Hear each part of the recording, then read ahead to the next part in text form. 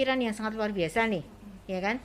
Dia bisa punya ide tentang kindergarten, bagaimana dia kemudian mengembangkan sekolah usia dini untuk pribumi ya Mbak Sania. Jadi memang ada bedanya ya.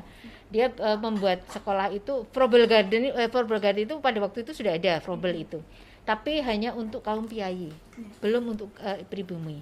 Kemudian bagaimana dia menggerakkan punya ide, oke sekarang ngaji itu waktu itu sekolah maghribi karena habis maghrib. Kenapa habis maghrib? Karena pesertanya adalah buruh-buruh batik yang dia baru punya waktu setelah maghrib. Dibina samanya Ahmad Dahlan, diajarin bagaimana, karena dia memang tidak, ketika ditanya gini, itu berhubungan dengan siapa? Dia beristilah jaringannya kemana? Saya bilang, ya Ahmad Dahlan itu bisa dikatakan dia benar-benar murni dari pembelajaran yang diberikan kepada ayahnya, karena dia perempuan kauman yang dia tidak punya kesempatan untuk belajar keluar, tapi dia mendapat kesempatan diajari oleh orang tuanya seorang penghulu. Jadi dia memang punya kemampuan untuk ilmu. Dan keluarga Nyai Ahmad Dahlan itu, Siti Walidah itu punya tradisi keilmuan yang sangat kuat. Anak-anaknya, kakaknya itu juga kakaknya itu juga istilahnya belajar keluar juga. Tapi Nyai Walidah, Siti Walidah itu karena dia perempuan, maka dia tidak boleh keluar. Sepintar apapun, sepandai apapun, seprotes apapun dia tetap tidak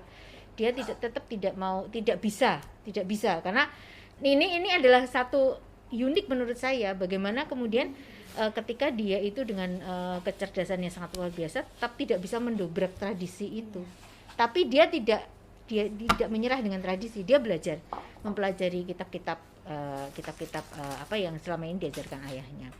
Nah, termasuk ketika kemudian pada satu saat dia punya pemikiran untuk mendirikan sekolah pendidikan usia dini, dan itu yang pertama kali di Indonesia untuk kaum pribumi.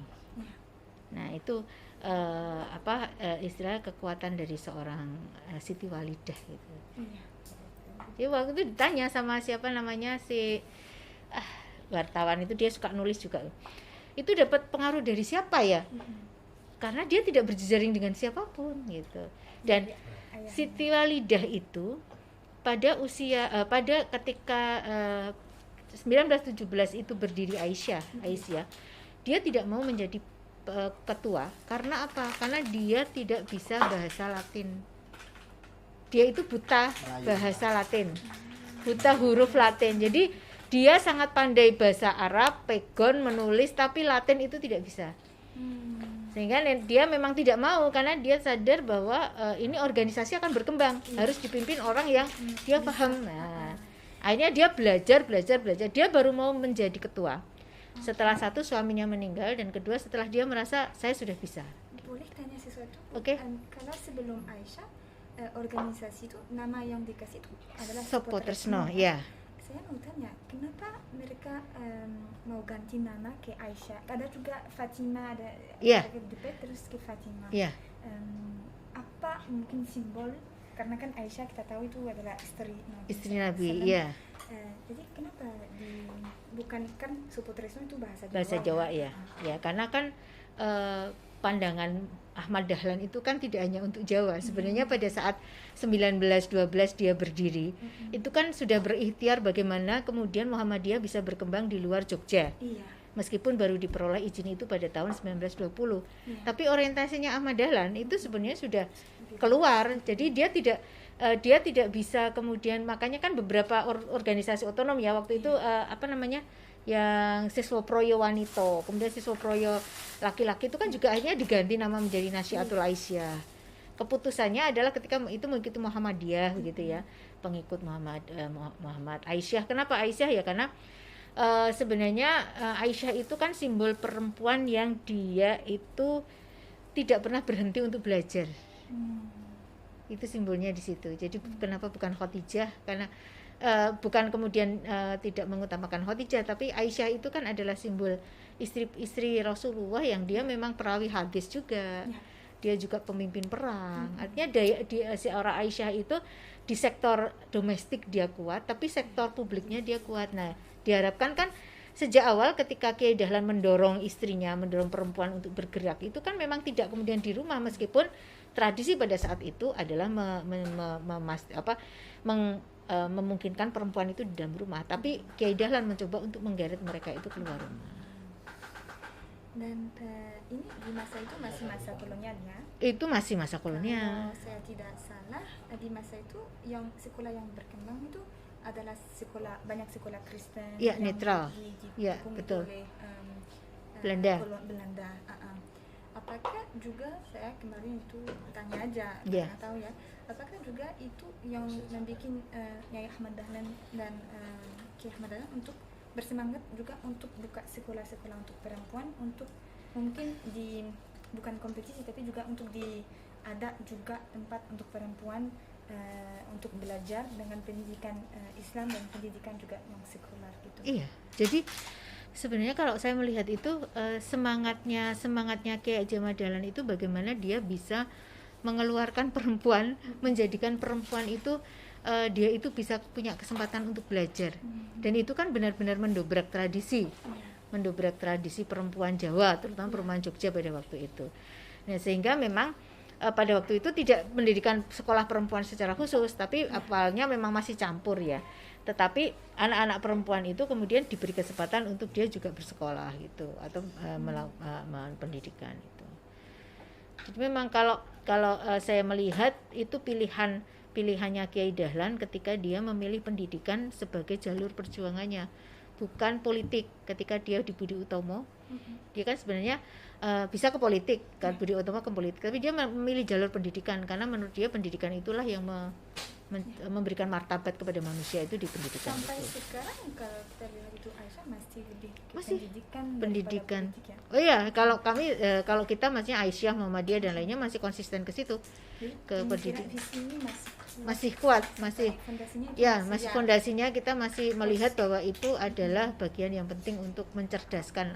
Iya. Bukan mencerdaskan ya, tapi meningkatkan martabat bangsa. Iya.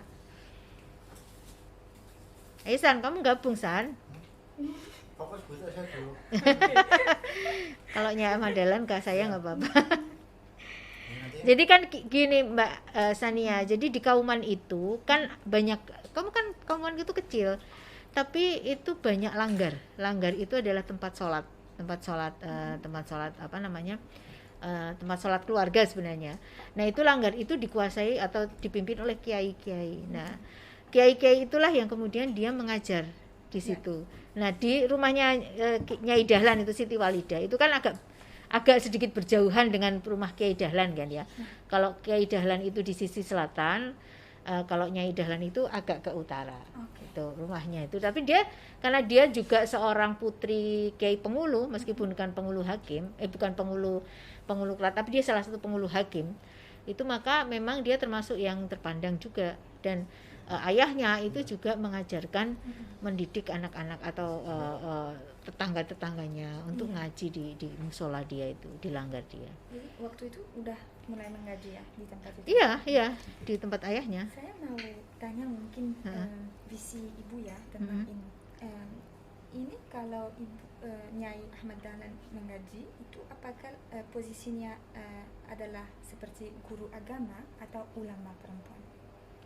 Ketika lebih pada karena yang diajarkan oleh Nyai Ahmad Dahlan ketika dia itu di langgarnya itu kan juga ilmu lebih banyak ke ilmu agama sebenarnya, tapi kan posisinya dia itu tidak kemudian hanya bukan hanya kemudian memberi tausiah ya, tapi dia lebih ada belajar tentang baca Al-Quran, ada belajar tentang, jadi konsepnya itu sebenarnya belajar, bukan pengajian, bukan tausiah lah begitu. Lebih pada kemudian mengajari pada ibu-ibu yang sepuh gitu, anak-anak perempuan. Tapi saya juga baca kalau Nyai juga pernah kantor perkawinan anak-anak atau hal-hal yang seperti itu dalam visinya. Ini adalah, apakah ini juga adalah pemikiran sendiri dari Nyai atau hanya guru aja jadi ngajar yang ada dia dapat dari kauman atau ada juga iki jawabannya saja deh mengko iso. Tapi gini, saya cerita gini ya. Ini this is sebenarnya ini keluarga dan memang saya tidak akan menutupi. Cuma mungkin Mbak Sania nanti cukup bijak untuk menuliskannya karena saya juga tidak mau dibenturkan dengan konsep prinsip poligami, anti poligaminya Muhammadiyah. Iya. Kiai Ahmad Dahlan itu kan istrinya 4. Ya.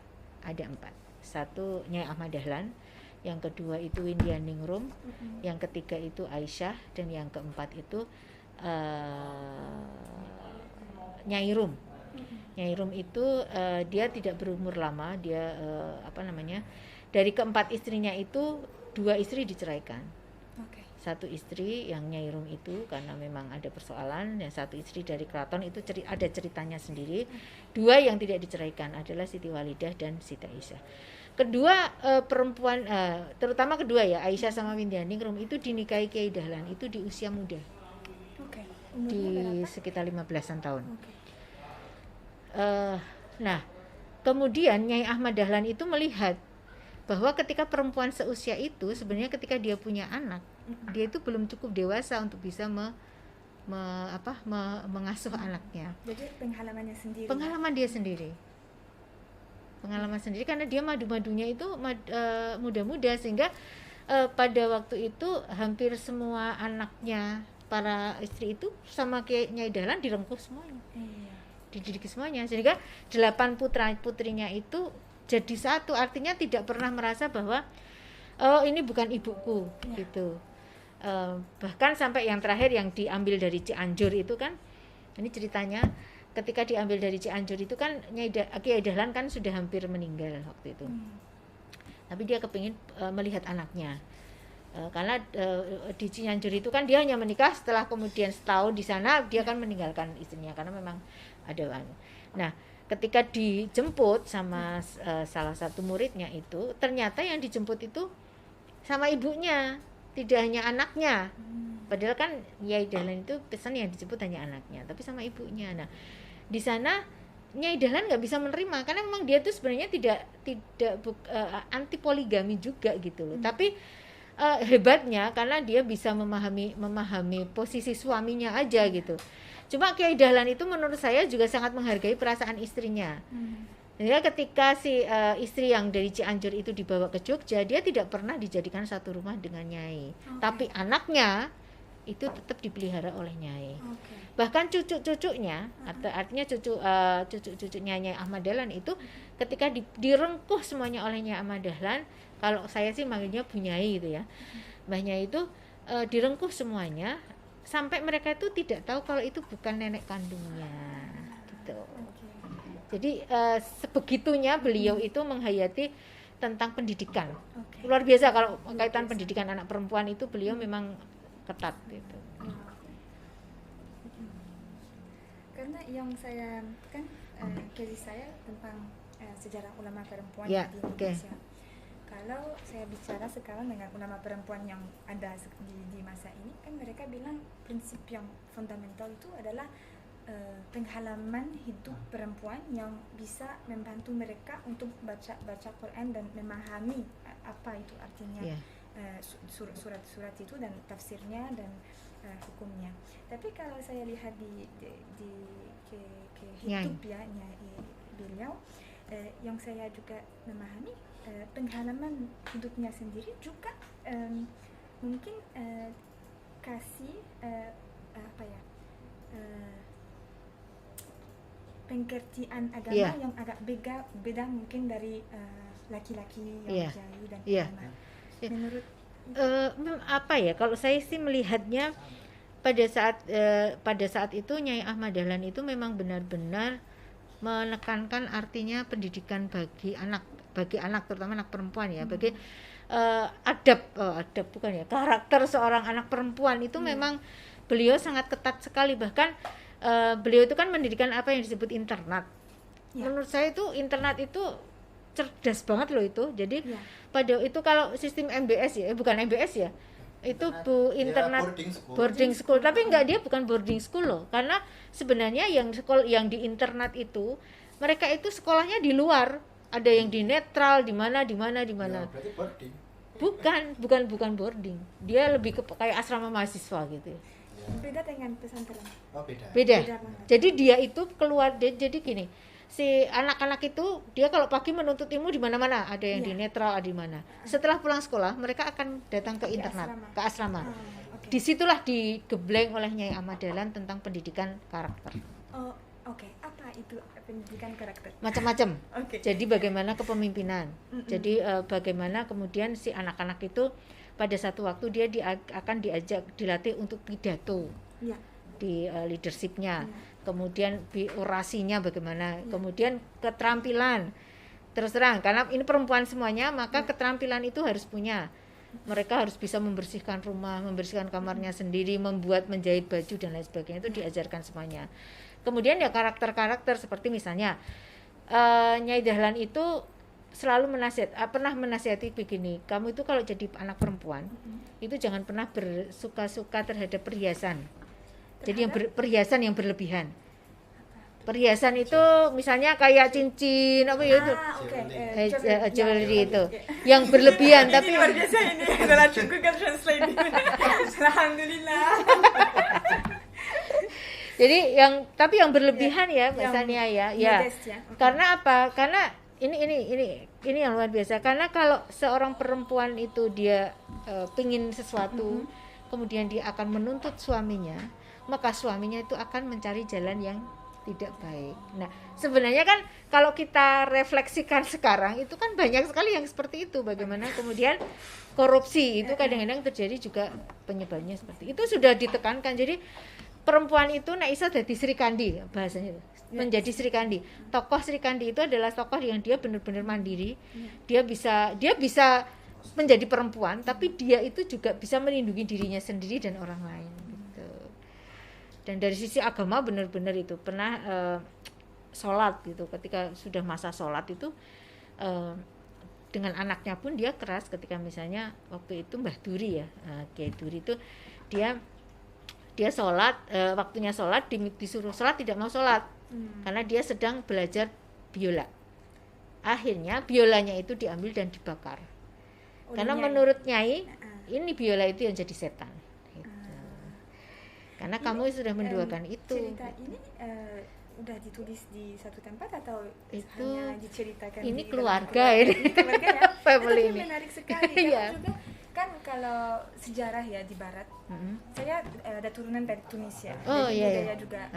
Kan kalau sejarah itu di barat itu sumber-sumbernya itu hanya sumber yang udah ditulis kan, itu sangat written. Tapi kan di budaya, saya contoh itu di Tunisia atau di Indonesia, cerita yang aja dalam keluarganya itu kuat juga. Jadi ini juga menjadi satu hal yang saya juga bertanya ya dalam tesis saya tuh, bagaimana kita bisa juga mencerita ya sejarah perempuan itu udah sangat, biasanya itu dicerita aja, jarang itu ditulis masuk di archive apa-apa.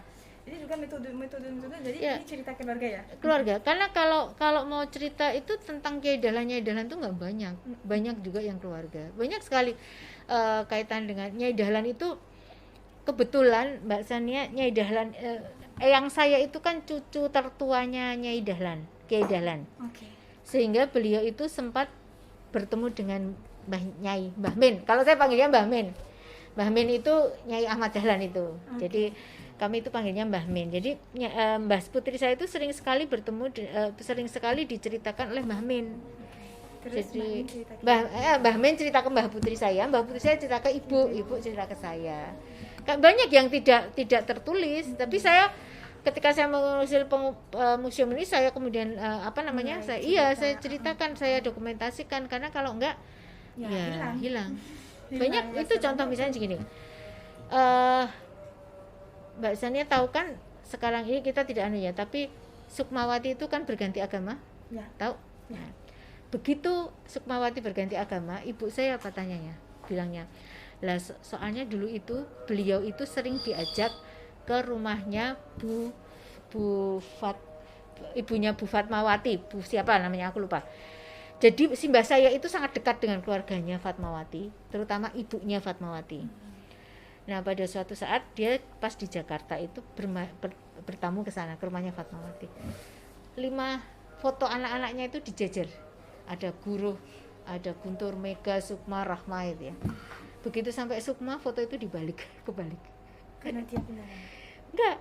Kan ditanya, kenapa tuh Bu Fat kok itu dibalik? Aku rasa seneng karo aku nggak suka sama Sukma karena dia kayak bapaknya sering kawin.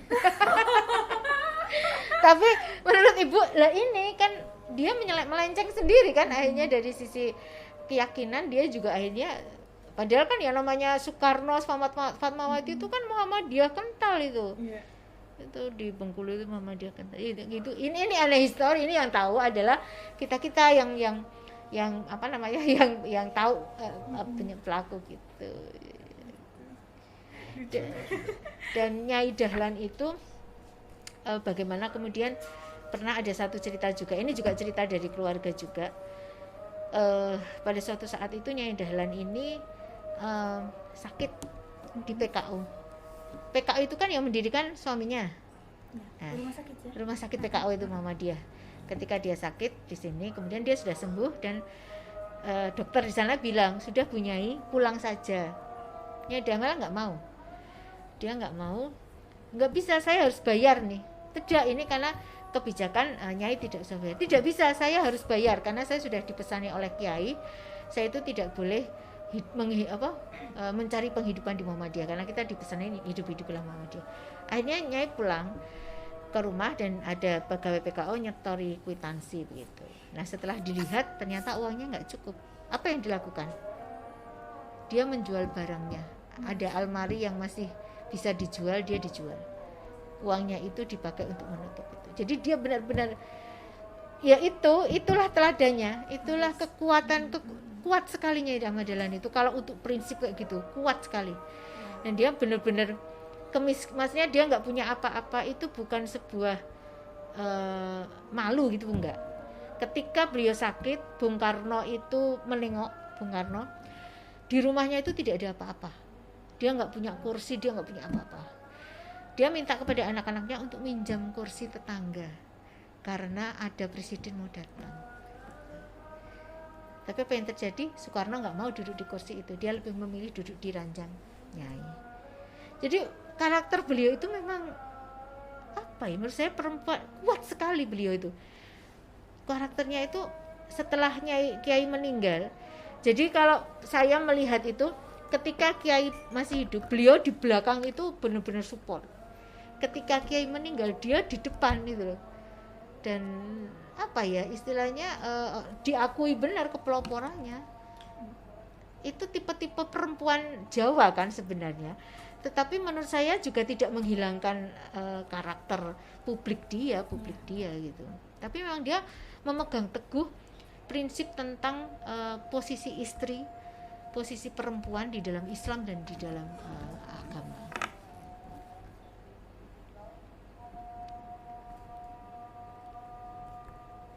Ya. Wow.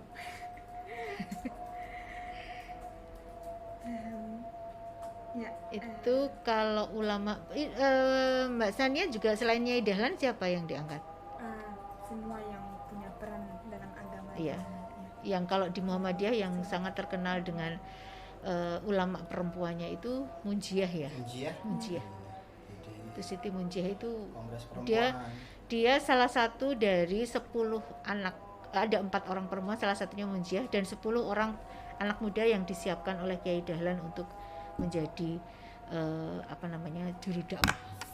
Jadi itu generasi setelahnya yang belajar dengan murid langsung. Juga saya mau tanya, Nyai kan ada peran yang cukup besar ya di masa kolonial Jepang. Ya. Aisyah di boleh lagi. Tapi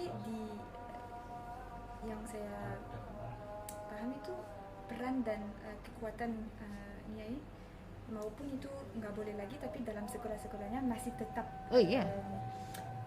tidak boleh nyanyi lagu-lagu Jepang, masih Mungkin ada cerita atau untuk yang jelas itu yang saya ingat, Nyai Dahlan itu menggerakkan dapur umum. ya. Jelas itu ketika terjadi peperangan dengan Jepang itu beliau itu menggerakkan dapur umum dan itu di Kauman. Ya. Kemudian yang kedua, ketika pernah suatu saat dia itu ceramah ya, di Kulon Progo kalau nggak salah, tablik akbar, dan dia tahu di situ ada tablik itu menyampaikan di situ ada Jepang ya, dan dia jelas-jelas menantang, nggak peduli begitu loh, nggak peduli, maksudnya saya tahu di situ ada kamu, kalau kamu menyampaikan apa yang saya sampaikan silahkan kepada komandanmu gitu. Jadi memang ada pemberian untuk sumber Muhammadiyah, periode Jepang itu minim. Karena kan di masa periode Jepang itu pers itu bredel, tidak boleh terbit. Terus kebanyakan sumber tentang Jepang atau revolusi fisik awal itu kebanyakan tuh oral history. Ya, jadi agak kesulitan gitu kalau Jepang, karena memang terbatas. Ya, yang banyak sumber itu kolonial banyak. Kolonial Belanda maksudnya. Iya. Jepang tuh ya kolonial. Jepang ya apa ya? Ya orang kolonial. Agresi militer. Agresor. Iya. Luar biasa ya. Tapi itu kalau historinya banyak susah. Bahkan beliau ketika meninggal itu kan juga tidak dimakamkan di samping suaminya. Dia dimakamkan di Kauman. Di dekat sini ya? Di belakang masjid, karena memang tidak memungkinkan. Itu kelas kedua kalau nggak salah itu. Jadi memang tidak memungkinkan membawa jenazah dari Kauman ke Karangkajen. Itu agresi militer. Ya, Belanda. Kelas. Tapi juga ada istilahnya wasiat juga sih, dia kepingin dimakamkan di dekat cucunya. Nah, pada saat Nyai Ahmad Dahlan diberi penghargaan pahlawan nasional tahun 1971, itu kan yang menerima simbah saya, Mbah Putri saya. Itu sama Pak Harto sudah disampaikan, Bu Nyai, diskusi sama keluarga, kita akan pindahkan makam Nyai ke Karangkajen biar berdekatan dengan Kiai. Jawaban simbah saya apa? Pak, nggak usah berdiskusi dengan keluarga, saya jawab sekarang, tidak perlu. Karena saya dipesan oleh Bu Nyai dan Kiai tidak boleh melebih-lebihkan makam. Cukup begitu. Jadi kan saya sering ditanya itu kenapa kok makamnya berbeda gitu ya. Ya memang ada banyak alasan. Iya.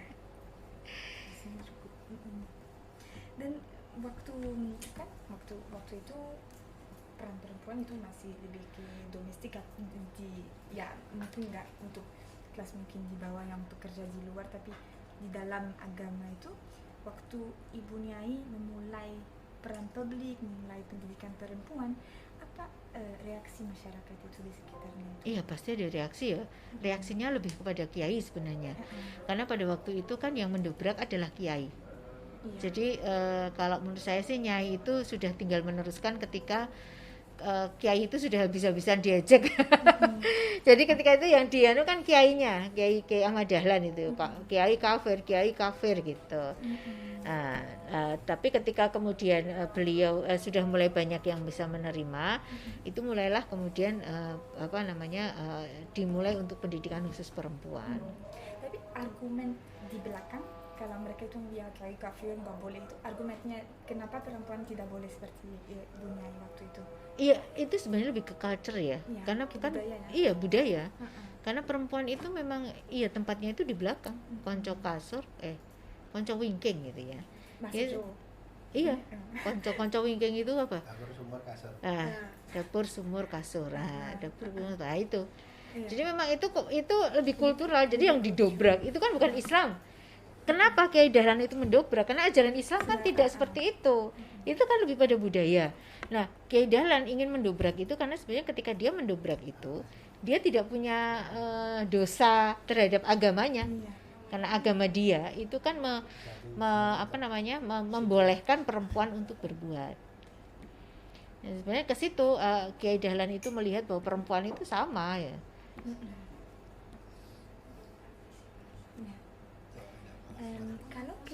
Kongres Muhammadiyah 15 di Surabaya 26 ya. Ibunya yang memimpin ya. Itu sebelum 1928 ya. 28 kan kemudian jadi pada kongres itu Nyai Dahlan itu kalau itu ada sumbernya ya San ya. Yang kongres yang ada kalau itu sumbernya aman itu. Itu ada kalau itu dia memimpin kongres yang dihadiri oleh lebih dari 600 orang. Jadi penelitiannya Susan Blackburn ya. Oke. Duduk saya kongres perempuan loh. Kongres apa? Iki yang kongres 26 tahun 1926. Ya, bukan primer, sumber primer. Dia Suara Muhammadiyah kan yang itu diberitakan di korannya Budi Utomo. Oh iya. Dan dikutip oleh Kunchorningrat. Iya. Jadi koran Budi Utomo ya. Iya, tapi sebenarnya enggak signifikan sih Bu kalau kita membicarakan perempuan. Itu enggak, itu sebenarnya bagi Muhammadiyah sendiri itu adalah pertama kali seorang perempuan memimpin kongres. Itu kan pemimpin kongres dia di Surabaya. Surabaya? Iya, ayo dileng-eleng kok. Ada, udah. Ingat. Ada? Iya. Ada itu sebenarnya. Bukan Budi Utama, Bu. SI. Syarikat Islam. Yang dia dikutip oleh apa jenenge? Koran Jepang. Dan yang ngomong bukan yang ngomong Aisyah. Tapi bukan Nyai Dahlan. Nyai Dahlan. Ya, dia memimpin. Dia. Iya, tapi bukannya bukan SI, bukan BO, SI. Bukan. Itu kan kongresnya Muhammadiyah. Saya lupa, Bu.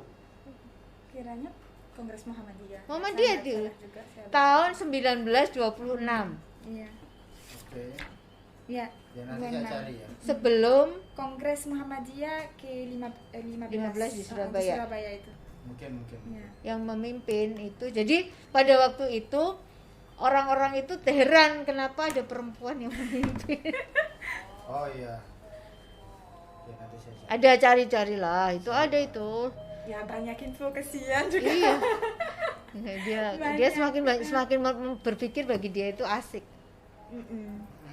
Nah, peristiwa seperti ini, pemimpinan, jadi perempuan Muhammadiyah tampil di ruang publik secara mengejutkan itu terjadi di banyak peristiwa. Tidak hanya terjadi di Jawa, tapi terjadi di Sumatera, di mana marginalisasi perempuan di Sumatera itu kan kuat. Khususnya untuk bidang keagamaan ya, meskipun mereka matrilineal. Tapi untuk pertama kalinya dalam Kongres Muhammadiyah ke-20 tahun 1929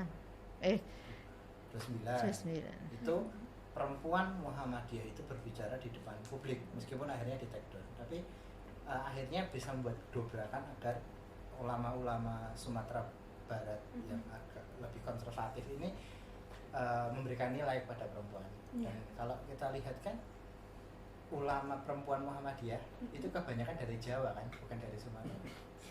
Iya kan? Iya, tapi juga kalau di Sumatera tradisi yang juga dibangun oleh Rahman Yunisia. Ya. Itu juga sama, pada modern juga. Tapi trennya agak berbeda. Ya, kalau Rahman Yunisia kan lebih ke independen. Ya, sementara kalau Aisyah ini kan organisasi yang dari Muhammadiyah. Iya, dari Muhammadiyah. Tapi kalau ke pemikiran sendiri kalau pemikiran sendiri sih sebenarnya kalau saya selama penelitian saya kemarin saya menemukan pemikiran Aisyah itu kan dibangun dari Nyai Ahmad Dahlan sendiri.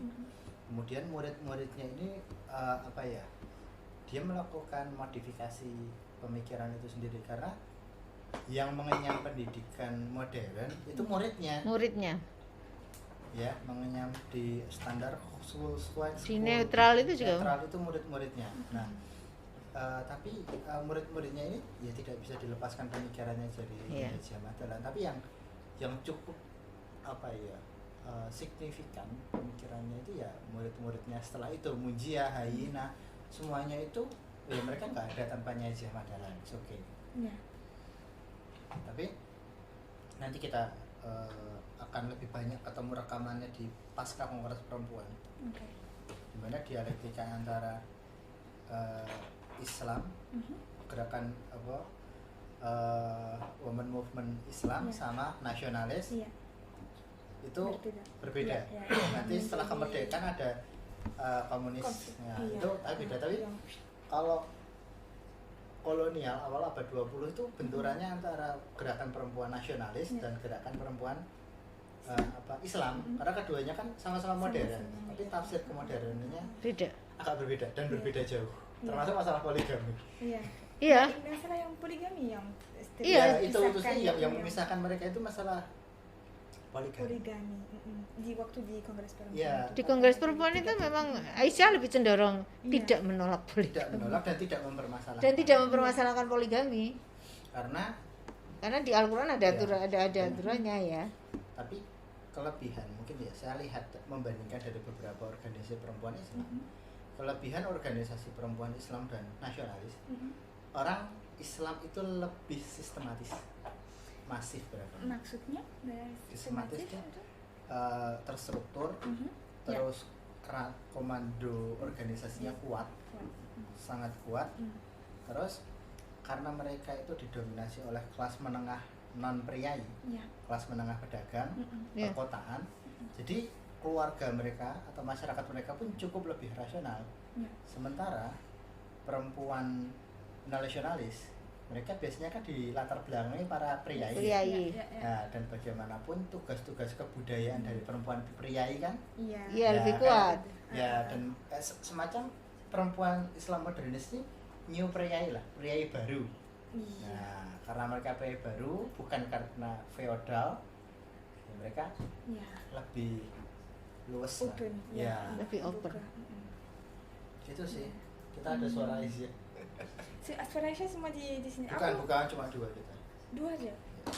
Aku nemu itu di Leiden itu di Belanda, tapi nggak lengkap juga, belum lengkap. Ya di asal aja bisa teliti.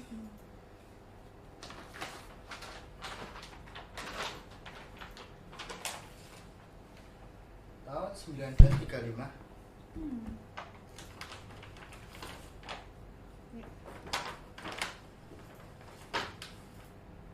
1940.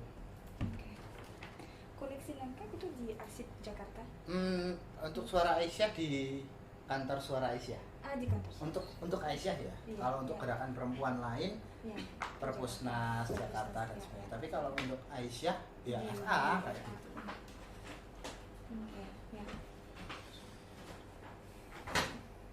Nanti itu akan di museum.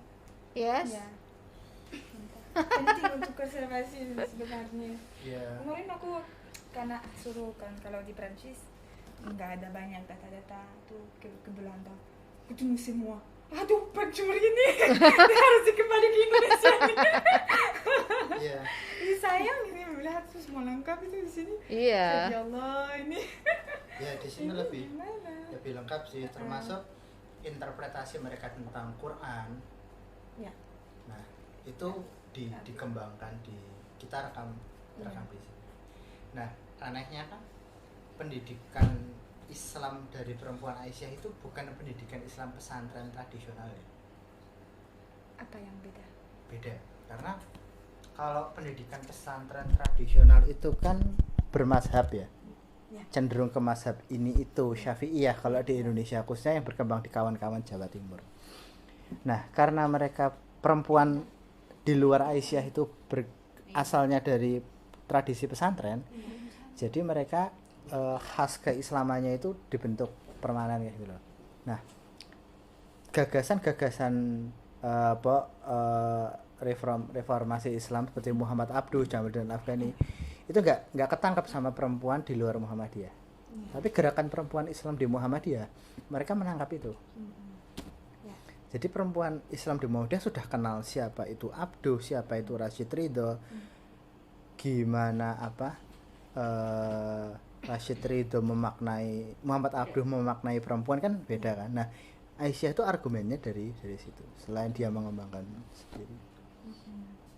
Karena contohnya kalau kita baca tulisan Tahar Hadar, itu dia juga menuliskan atau kasihan itu tentang perempuan dan harus direformasikan kondisi perempuan itu. Tapi yang lucunya itu di masyarakat itu Timur Tengah ya ditulis tapi nggak ada gerakan, nggak ada anehnya kan ya, saya juga kemarin berpikir seperti itu. Kalau di Muhammadiyah kan kayak Ahmad Dahlan juga he let space juga untuk menyanyi, untuk dia juga untuk menulis dia untuk juga ya branchnya juga dibangun. Jadi ya saya mencoba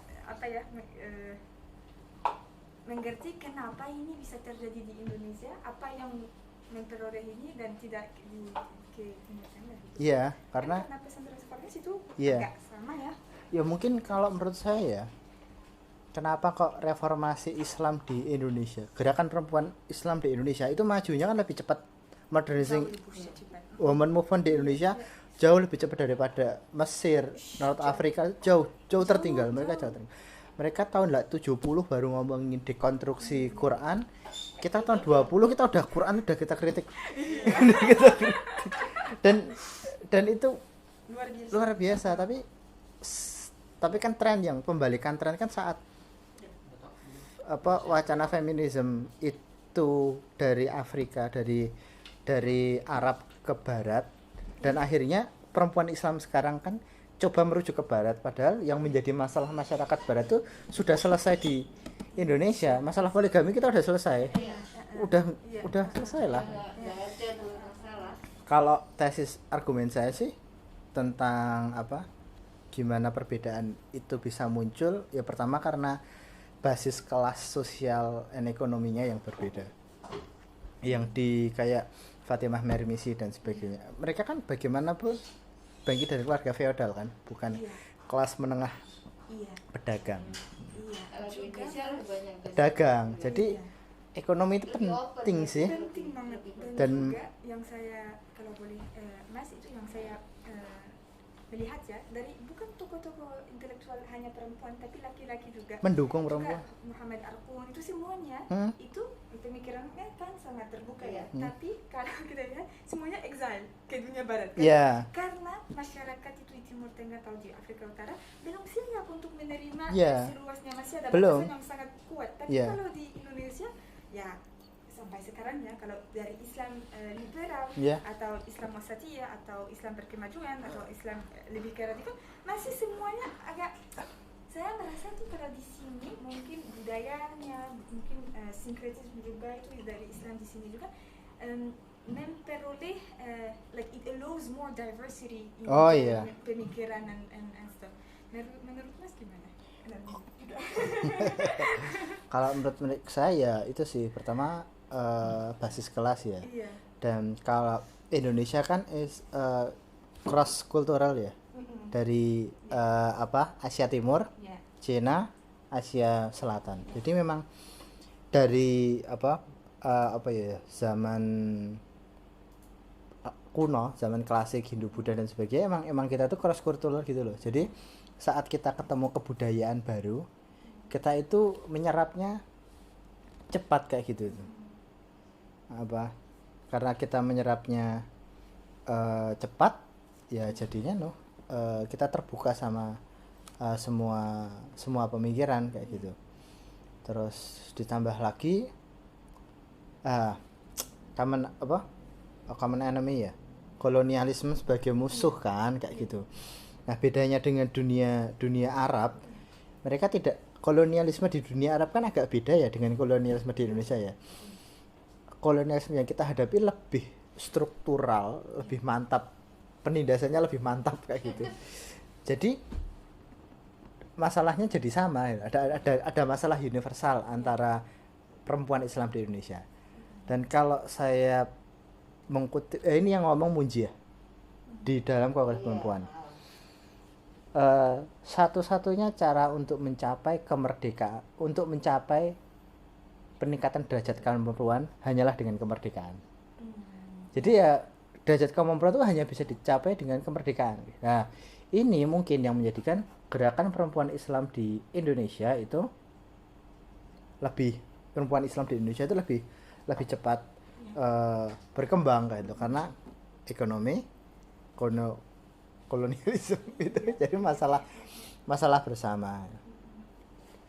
Dan apalagi kan kalau di masyarakat agraris di Indonesia kan peran perempuan dan laki-laki itu sama ya. Itu sih. Jadi Antonio juga menulis tentang itu. Ya, sebelumnya itu udah ada. Iya, ya Antonio saya keinspirasi banyak. Iya. Termasuk meneliti Aisyah itu kan Antonio itu. Gimana literate budaya literasi di perempuan Indonesia. Itu artikelnya mana ya, Mas? Di bukunya Nusa Jawa Silang Budaya. Judul bahasa Inggrisnya apa ya? Kalau ada di bahasa Indonesia, kalau ada di umum apa? Nusa Jawa. Asia Tenggara dalam Kurun Niaga. Nggih, Bu. Asia Tenggara apa dalam Kurun Niaga. 2 jilid itu. Dalam Kurun Niaga.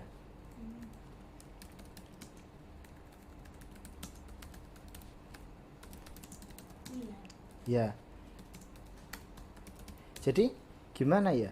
Saat perempuan Islam, bahkan perempuan yang termarginal, perempuan yang di masyarakat Jawa tradisional, di masyarakat Islam tradisional, meskipun mereka sangat domestik, mereka literate. Mereka bisa membaca, karena membaca menjadi kebutuhan agama. Ngaji. Nah, istilahnya ngaji. Nanti kan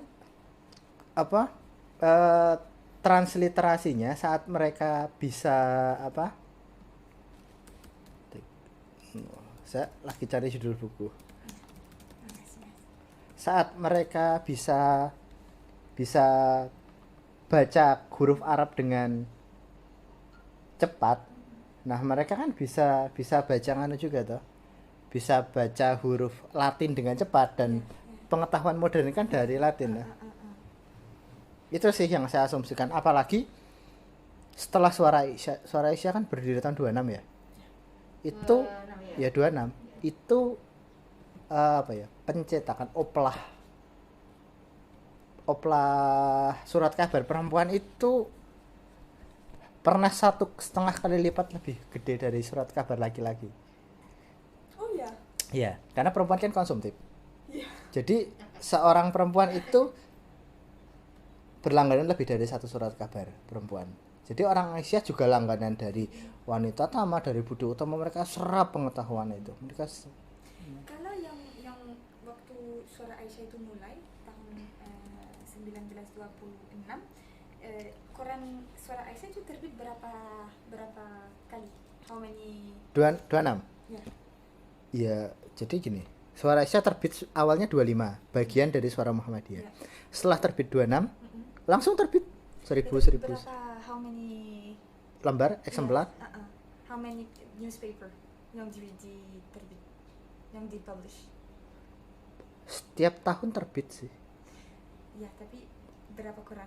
Jadi edisinya berapa edisi? 100 sebulan sekali. Oh, sebulan sekali? Sebulan sekali dalam 1 tahun.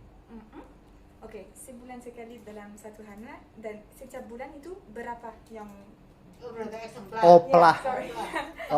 Ya, eksemplar. Ya mungkin ada datanya. Ada tadi di tesis saya ada. Okay. Itu sekitar ya lebih sampai, jadi terbit tahun 26. Sampai tahun 35 itu terbit 2000 eksemplar. Oke, 2000. Nah, tapi setiap daerah itu boleh menerbitkan ulang. Jadi kita susah ngelacak sebenarnya jumlah real yang terbit itu lebih dari. Dan pasti juga satu koran itu bisa dibaca oleh banyak perempuan juga. Iya, kayak gitu. Itu bukan satu-satunya. Iya, enggak kayak gitu. Dan yang jelas ada kebijakan di mana daerah yang jauh itu cukup membeli beberapa koran. Iya. Dan dia boleh memperbanyak secara mandiri. Terus korespondensi antar pulau kan juga kuat kan di sini, antar wilayah kayak ini. Dari Banjarnegara tahun 41. Nah, gimana ya? Ya karena saya peneliti Suara Aisyah ya. Jadi gimana ya, Suara Aisyah ini ya lebih dari pemikiran kita. Gimana dia nafsirkan tarikh Islamic history. Perempuan loh itu ya. Perempuan loh, dan semuanya diurus perempuan tanpa ada laki-laki. Iya, itu semuanya perempuan. Kalau saya itu bikin presentasi itu di Prancis atau Belanda itu tentang ini, mereka bisa. Iya. Tahun 32. Tahun 32 itu si Hayina, kalau saya 32 ya. Ya. Hayina itu dia sudah bicara di Kongres Perempuan, Kongres Muhammadiyah, karena waktu itu dia kalau nggak salah sekretaris untuk mendirikan bibliotek khusus perempuan. Ya. Itu tahun 30. Library khusus perempuan. Itu mungkin kalau Mbak Sania dikasih yang hasil buah kongres itu dia bisa ya kita bisa hitung satu-satu. Siap. Itu kok sudah kita PDF. Nanti WhatsApp saja. Jadi itu adalah buah kongres atau hasil keputusan kongres mulai dari tahun 19 berapa ya? 1914 sampai 2000 berapa itu mau tamat? 2000 something.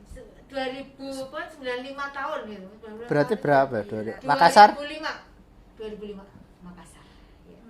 2015. Bukanlah, satu abad itu 2010. Ini kongres. Oh iya, Deng. Kongres. Buah kongres. Jadi itu nanti di situ ada selalu pembahasan tentang Aisyah. Okay. Buah kongres bahasa Inggrisnya apa Din? Buah kongres itu apa Din, ya? Din. Buah kongresnya apa kongres itu apa? Laporan tahunan in English? Report. Annual report. Annual report. Bukan annual report loh itu. Itu bukan annual report. Itu almanak. Berarti apa? Buah kongres hasil keputusan. Laporan tahunan. Bukan. Itu hasil keputusan muktamar. Hasil keputusan. Perslah gampang. Ya dah, berarti perslah, ya. Perslah. Ya. Perslah. Bisa bahasa Belanda, Mas? Oh, C. Bahasa Prancis? Enggak bisa. Belum bisa. Kalau sejarawan itu harus pintar bahasa Belanda. Lah, Bu itu kan sejarah. harus juga belajar sama tapi Bu malas bahasanya. Iya, susah. Susah. Tapi Aisyah di Belanda itu ada. Suara Aisyah? Bukan. Kalau suara Aisyah di Indonesia. Hanya di Indonesia. Iya. Tapi kalau sumber tentang Muhammadiyah di Belanda itu ada katanya. Besok kalau aku ke sana dan kalian di arsip di Belanda karena saya itu universitas di Prancis tapi juga ada fellowship di Leiden itu. Kan itu ada akses special collection gitu. Kalau ada kebutuhan itu tentang Muhammadiyah itu nanti saya fotoin semua. Iya.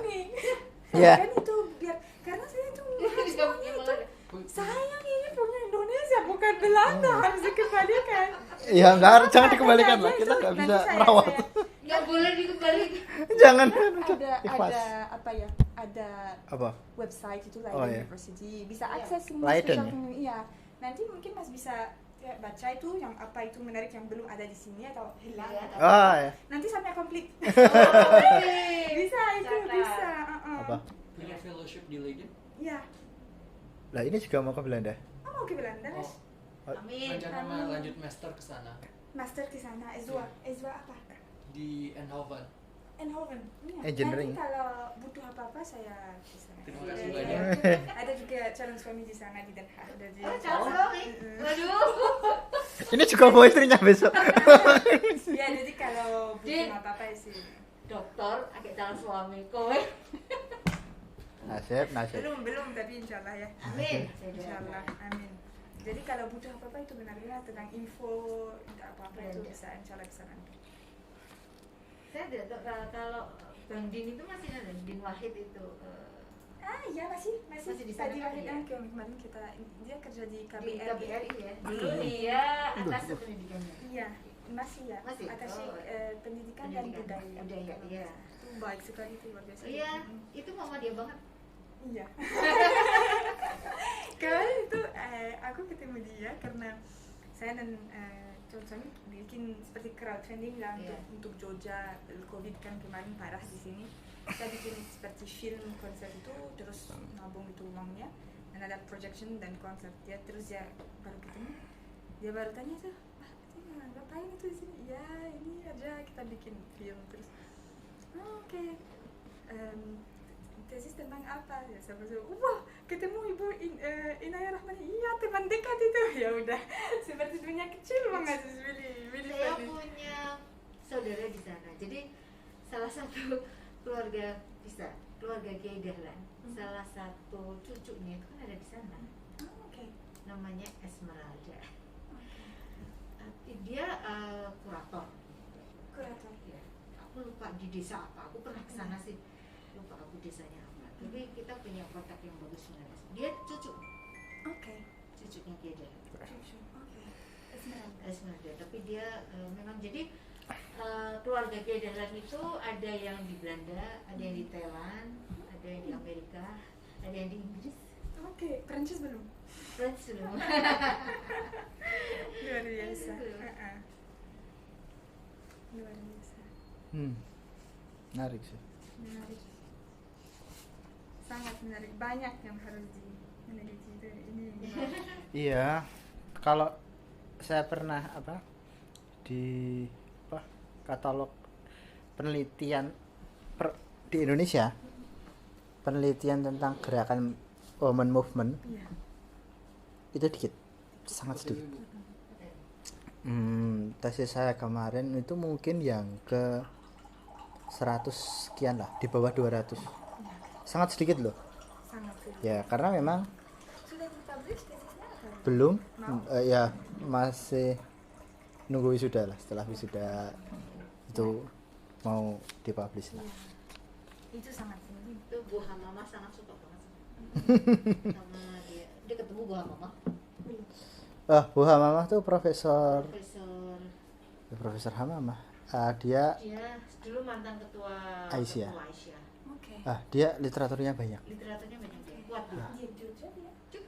Guru besar betul tak Bu? Guru besar profesor. Ya, UGM. Oke. Sastra Arab. Oke. Nggih ta Bu? Sastra Indonesia. Bukan Arab. Yang Arab itu Bu Al-Fatihah jelas. bukan Bu siapa? Baroroh itu kan Arab lah. Baroroh ya ora Bapak. Indonesia. Bu Baroroh itu profesor pertama kali di Ya. Indonesia. Profesor perempuan pertama. Kali. Perempuan Aisyah. Profesor pertama kali di Indonesia. Profesor perempuan pertama di Indonesia dan dia adalah Aisyah. Ya. Dan dia adalah menantu cucu dari Kiai Dahlan. Ya. Jadi ya nggak bisa dipisahkan modernisme. Kenapa saya misalnya bisa ketemu Ibu Aisyah, Bu Hamamah? Karena Bu Hamamah itu garis keturunannya itu adalah dari Siti Walidah. Oke. Jadi Oh iya toh. kakeknya Bu Hamamah itu adalah kakaknya Siti Walidah. Nah disitulah tradisi belajar keluarga Siti Walidah sangat kuat sekali. Sangat kuat sekali. Kalau Bu Bu Korofah apa? Baroroh itu dari Mbah Baroroh itu istrinya Pak Barit Isom. Pak Barit Isom itu adalah cucu Kiai Dahlan. Oh. Tapi Mbah Baroroh itu juga ada hubungan saudara. Pokoknya di Kauman itu semuanya bersaudara. Pernikahan, jadi di Kauman dulu, zaman dulu itu kan di Kauman kan tinggal di Kauman ya Siti Walidah itu kan pernikahan antar saudara. Iya. Nenek saya itu kan cucunya Kiai Dahlan. Menikah dengan kakek saya. Ya. Kakek saya itu adalah putra sahabatnya Kiai Dahlan. Oh, oke. Itu putra sahabatnya Kiai Dahlan saat itu. Pokoknya ruwet. Kayak nggak bisa diudari. Itu sih. Dan mungkin berapa bulan penelitian di Indonesia? Sampai bulan Februari. Ya, insya Allah saya ya bantulah jadi partner risetnya ini untuk sumber-sumber primernya tentang Aisyah mungkin. Sama saya juga belajar juga kan, kayak gitu. Besok kalau dikasih kesempatan buat melanjutkan studi kan biar ada bekal lah. Jadi ilmuwan. Kalau saya saya adalah birokrat. Kalau sekarang. Penting banget juga sih. Saya birokrat karena saya di pusing kan. Saya itu basicnya arkeologi. S2-nya sejarah. Oke. Tapi kerja di Kesatuan Bangsa dan Politik. Oke. Pakai komplit ini. Komplit ya. Kesatuan Bangsa dan Politik. Ngurusinya organisasi kemasyarakatan dan politik dalam negeri ya Bu. Kalau Mas juga ada tesisnya di PDF, saya juga. Oh iya, nanti saya kirim via WhatsApp atau email aja. Siap. Siap. share. Nanti tak kirim nomor dia. Sih belajar banyak juga sih. Dia masih belajar tapi dia expert. Belum Mbak.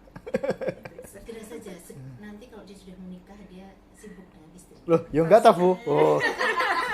Woi. Jangan gitulah. Saya itu apa ya dalam pembagian museum kan udah sejak 2017. Jadi saya itu bukan meng-hire tapi mengkoordinasikan anak-anak muda. Mereka yang saya dari mereka itu pada belum lulus gitu, sekarang udah jadi kayak gini ya kita bareng-bareng. Jadi bagi mereka saya itu ibunya. Internat 2. Internat ini jadi di sini adalah ruangan paling menyenangkan. Iya. Nggak tahu ya kenapa ya banyak peneliti yang kesini ya. Iya banyak. Kan itu sangat inspiratif ini. Sangat merasa itu ada jiwa yang. Ya itu sih mungkin kalau di pengalaman selama ini untuk organisasi keagamaan perhatian mereka untuk melayani riseter gimana? Perhatian mereka untuk melayani peneliti. Membantunya. Memberi bantuan dalam bentuk apa? Penelitian. Ya. Jadi kalau ada organisasi keagamaan itu kalau misalnya selama pengalamannya Mbak Sania itu meneliti gitu. Respon sangat terbuka. Oh iya. Sampai sekarang alhamdulillah ya. Mungkin juga karena jadi gini tuh cerita waktu saya mulai itu pertama kali saya ke Indonesia itu tahun 2016-17. Nah, aku ada pertukaran belajar di UGM waktu itu, tapi aku masih di HI Hubungan Internasional. Jadi belum ada ya hubungan internasional, ilmu politik, sosial dan politik. Jadi belum ada ketertarikan ke penelitian ya benar-benar. Tapi sudah ada interest yang cukup besar tentang gender dan Islam waktu itu. Nah, waktu itu saya baru ketemu dengan ibunya Inaya Rohmaniyah. Oh iya. Jadi kita Wisara 5.000 berbagi dan ya kita bicara banyak. Terus waktu kita bicara ya saya merasa itu ini ya passion, menurut saya itu hobi, awal-awalnya itu hobi banget. Ya mulai itu ke Cirebon, ke Jakarta, wawancara itu dengan banyak. Kalau organisasi Islam di selain Indonesia? Di luar Indonesia. Ya, pengalamannya gimana? Saya dulu ikut organisasi Islam untuk ya students. Oh iya. Muslim student bukan untuk peneliti Kak, melakukan penelitian. Bukan, Belum. Bukan. No, bukan. Kalau tentang penelitian itu semuanya di Indonesia. Oh. Untuk S2 saya meneliti tentang perempuan, gender dan modernitas. Saya itu selama abad 20, tapi lebih ke representation of Muslim women gitu. Yang terus reappropriation, tapi lebih ke social history seperti itu. Terus setelah itu saya fokus ke pemikiran ulama perempuan itu. Oh iya. Ya kalau ulama ya. Kalau ke lebih ke Munjiah Hayinah. Munjiah Hayinah itu nanti tulisan tentang Munjiah dan Hayinah di sini ada semua. Nah, ini Hayinah redaksi. Oke. Chief paper chiefnya. Sumber tentang dia ada di sini. Ya ada ini. Mungkin biografi atau yang lain? Biografi ada, skrip tesis ada. Oke. Tapi kalau yang primer di ini. Oke. Besok saya boleh ke sini belajar. Oh iya, silakan siap. Siap, di sini ada orang silakan. Saya ke sini setelah dari kampus. Oke. Janjian aja sama anak-anak ini. Ya. Siti Hainah dan Munjiah. Ya. Oke. Toko ini saya baca namanya tapi belum. Iya, ini udah banyak yang benar-benar ulama perempuan tuh Munjiah kalau mau tahu. Iya, Munjiah ulama. Dia ulama perempuan. Dan dia sering mengutipnya ya Madalan juga. Dan karena dia itu paling sering diajak oleh Kiai Dahlan untuk berdakwah di luar komunitas Muhammadiyah. Oke. Jadi kalau misalnya Kiai Dahlan itu diajak untuk misalnya kan gini. Ceritanya dulu tuh Kiai Dahlan itu kan pernah menjadi tuan rumah Kongres Rapat Tahunan Budi Utomo. Ya. Nah pada tahun 1917 itu kan setelah itu kan di akhir kegiatan rapat itu kan Kiai Dahlan itu semacam beri tausiah gitu ya. Nah ternyata itu mereka senang dan akhirnya banyak kemudian mengundang Kiai Dahlan untuk memberikan ceramah-ceramah keagamaan di luar Muhammadiyah. Nah, wow. disitulah ketika dia membutuhkan mengajak muridnya, yang sering diajak perempuan itu yang Munziah. Okay. Dan dia orator ulum. Orator ulum. Dia salah satu deklarator juga di Kongres Perempuan Golkar. Dia sama Hayina.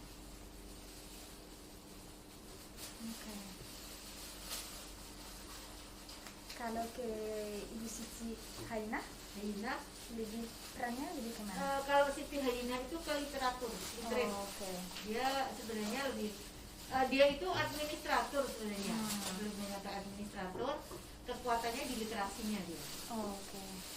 Menerjemah juga, Bu. Iya, dia 9 bahasa. Dia wah, Masya Allah. Dia yang menerjemahkan ayat-ayat tentang perempuan di tafsir apa? Jamal Afghani. Apa? Ya, dalam tafsir Ridho Jamal Afghani.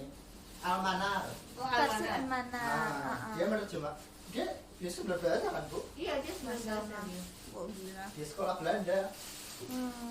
Nah, kadang-kadang kan gitu tuh Mbak, kesannya yang saya di kalau dia tuh mereka itu kan orang perempuan yang mereka hanya belajar di sini sebenarnya, tidak pernah berinteraksi, mereka berinteraksi dengan ulama luar kan enggak, tapi mereka itu dengan melalui buku, dengan itu yang menjadi jadi interaksinya itu through melalui buku-buku. Iya. Tidak pernah ada sirkulasi ilmu-ilmunya juga itu saya mau tanya dengan buku-buku, dan juga itu waktu itu kan banyak juga koran dari kelompok-kelompok reformis, jadi itu juga di Singapura, di Malaysia juga ya. Karena nggak ada tulisannya. Makasih Mas. Tadi kita memesankan leci, semoga sesuai. Enak, kami suka semua. Katanya paling enak kata dia. Oke. Saya suka anak-anak ini suka kayak ibunya itu. Kan makanya saya waktu ditanya sama teman saya itu Dalan pernah berhubungan dengan misalnya dengan ulama luar dari luar itu pernah.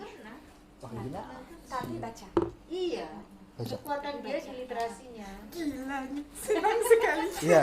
Dan ya kan kekuatan itu tuh di literasi kan nggak ada interaksi dengan budaya bajunya cukup kuat sih di Muhammadiyah kan. Muhammadiyah kan 3 ya.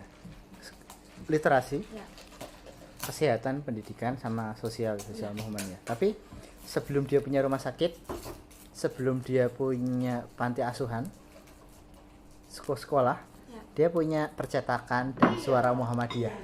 Jadi literasi itu emang dan itu memang menjadi pilar pertama Muhammadiyah. Itu ada 4 poin: literasi, pendidikan, kesehatan, dan tabligh. Ya kan iki Minggu itu kayaknya. Ada juga satu quote yang dari siapa ya? Toko yang reform juga yang di situ. Tapi ya maksudnya itu dia bilang kalau untuk sembuh badan umat Islam itu harus reviewnya jurnal-jurnal itu kekuatan. Lupa itu gimana bahasa Indonesianya, tapi review koran-koran itu menjadi satu alat untuk menyembuhkan umat Islam gitu. Dan apa ya? Oh iya. Ada buku tentang pers in booming period Indonesia. Booming period pers. Jadi antara tahun 1910 sampai 1930 itu pernah ada booming pers period di mana satu daerah di Indonesia itu bisa menerbitkan puluhan koran. Ada ribuan koran di Indonesia yang terbit kurun waktu itu. Dan semua orang suka baca, mendadak. Iya, cerdas. Jadi memang banyak ya literasi.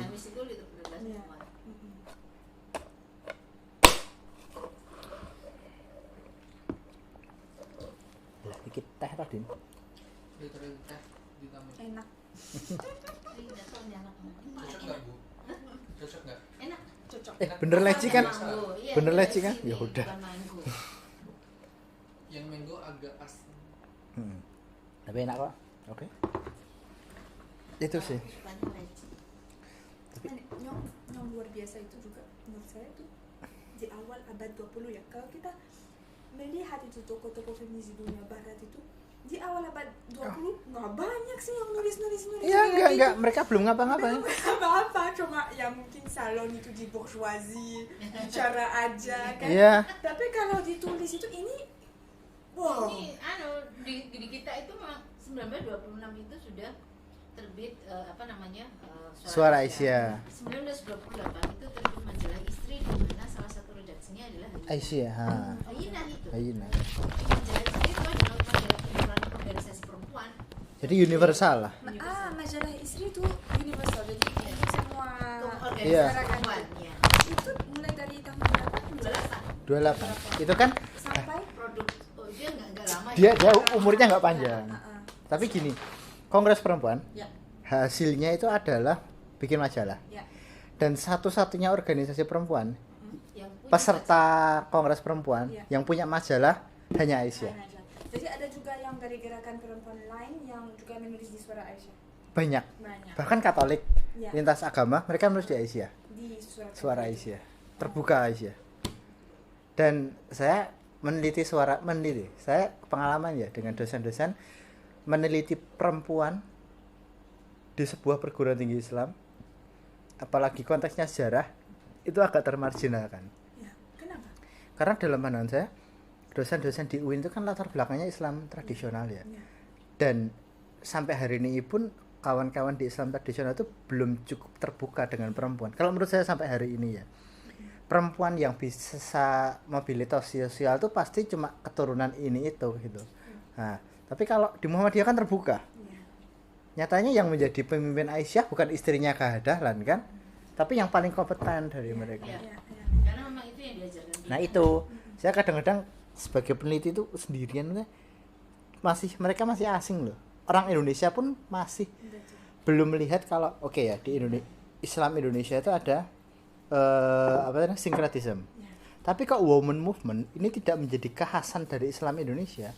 Harusnya kan woman movement ini menjadi kekhasan Islam di Indonesia. Kita ngomongin kekhasan Islam di Indonesia, sinkretisme, terus culture, simbol dan sebagainya. Tapi woman movement ini Saya setuju, Mas. ini Saya setuju. Islam Indonesia kayak gitu. Tapi kita nggak pernah ngomongin itu. Belum. Dari generasi kita aja. Ya, generasi kita loh. Orang-orang tua itu mereka nggak percaya diri sih. Ya. Mereka nggak percaya diri kalau kekhasan, mereka menganggap gerakan feminisme di barat itu mapan. Oke, mapan. Tapi kita lebih dulu. Atau mungkin mereka itu yang dianggap itu ya Nyai Ahmad adalah istri aja. Jadi dia ikut suaminya. Ya, tapi dia punya pikiran yang mandiri kan. Iya, itu yang belum mungkin dibahas dari Iya. itu di atau mungkin kalau mereka itu ke sejarah perempuan itu lebih ke toko-toko national hero Iya. gitu aja ya. Tapi enggak yang melihat kalau generic woman movement, Islamic woman movement ini generic Indonesia kayak gitu loh. Kita di DNA. generic Indonesia ayolah kayak gitu. Iya. Kita mengatakan Islam Indonesia itu kayak gitu. Woman movement ini kekhasan yang harus dipertahankan. Iya, betul. Dan Aisyah masih hidup. Nah, dari antara semua organisasi perempuan yang masih hidup cuma tinggal 2 ya, Bu ya? 3. Hah? 3. Kenapa? Taman Siswa? Taman Siswa, Aisyah, Wanita Katolik. Mantap, iya. Tapi yang punya Itu yang 2 agama. yang punya yang masih punya peninggalan itu Aisyah. Iya. Dan ya gitulah. Dan bukan cuma di Indonesia, tapi juga mulai itu juga di Iya. luar negeri, Malaysia. Iya. Malaysia itu ada Hilwah ya. Hilwah Adim. Saya sama Karim Al-Junaid pernah discussion tentang Hilwah. Karim Al-Junaid Itu juga yang saya merasa itu sekarang itu juga menarik ya. Kalau juga pemikiran Aisyah itu mulai juga transnational. Iya. Ya kan kalau itu dan yang saya juga mau mulai juga memahami itu bagaimana kalau pemikiran, jadi kalau Aisyah kan pemikiran perempuan muslimah dekat dengan Muhammadiyah, sekarang ada mungkin lebih mandiri dari dulunya, tapi kan kalau diekspor ke luar negeri budaya Mesir ke budaya Pakistan, ke budaya Malaysia, bagaimana juga adjustment dengan budaya di sana, masyarakat di sana itu juga ini menarik ya. Harusnya. Karena kalau di Indonesia toko-toko dari contoh, nah kalau mungkin Aisyah mau ke Sulawesi Selatan untuk bicara tentang soal sunat perempuan di sana, nah perempuan Indonesia sudah tahu kan budaya Indonesia gimana, bagaimana juga strategi juga untuk sampaikan bagaimana ini masuk budaya, memahami kan. Tapi kalau soal-soal mungkin budaya di Pakistan, itu bagaimana kan adjustment itu ini. Itu di Suara Aisyah ada. Ada. Jadi gini loh, kan Suara Aisyah itu kan terbit 26. Terus ada revolusi Mesir kan tahun 30-an. Revolusi pertama itu. Jadi dia itu agak mengkritik sih.